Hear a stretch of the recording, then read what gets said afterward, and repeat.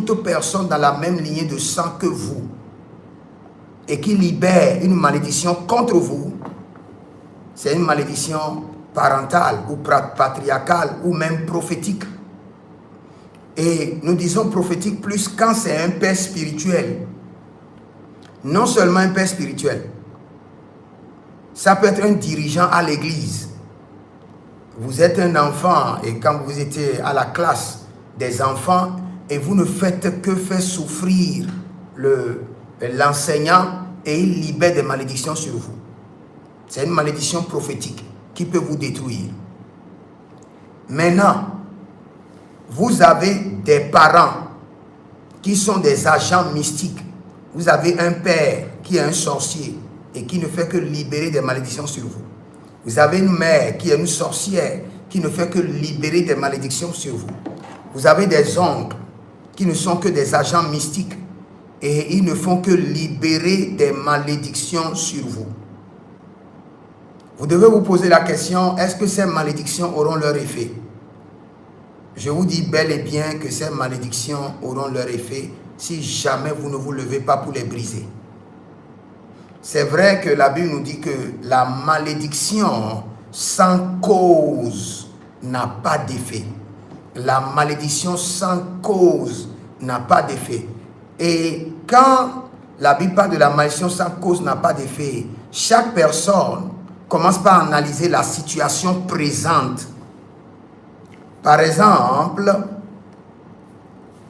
tu as violé une fille et on a libéré la malédiction sur toi. La malédiction a de cause. Tu as violé quelqu'un.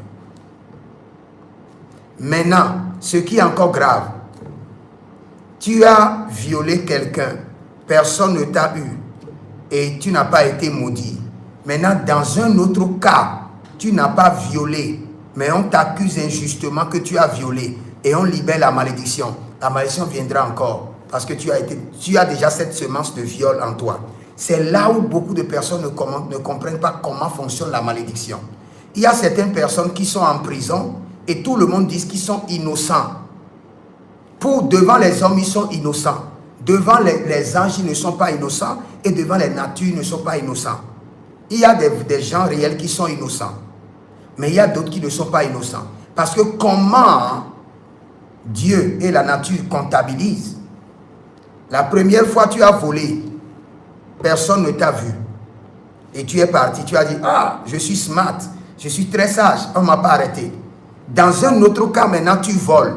Et par le vol, tu ne voles pas. Dans le deuxième cas, tu ne voles pas. Mais tu es soupçonné de vol. Et on libère la malédiction sur toi. Pour toi, tu vas dire, mais je n'ai pas volé. Dans ce cas, l'autre que tu as fait est déjà en sursis. La nature même réclame déjà qu'on te maudit pour ce que tu avais fait la première fois. Maintenant, dans la deuxième fois, tu n'as pas volé. Mais on libère la malédiction. On libère la malédiction, pourquoi? Parce qu'il y a déjà quelque chose que tu as fait qui réclame la malédiction. Il y a quelque chose que tu as déjà fait dans ce même sens qui est en train de te réclamer. Donc, on libère la malédiction. La malédiction vient maintenant faire le tour de ta vie pour voir si tu es impliqué dans ce qu'on t'accuse sur la scène là ou tu as été impliqué dans les mêmes délits par le passé. Et la malédiction se colle à toi.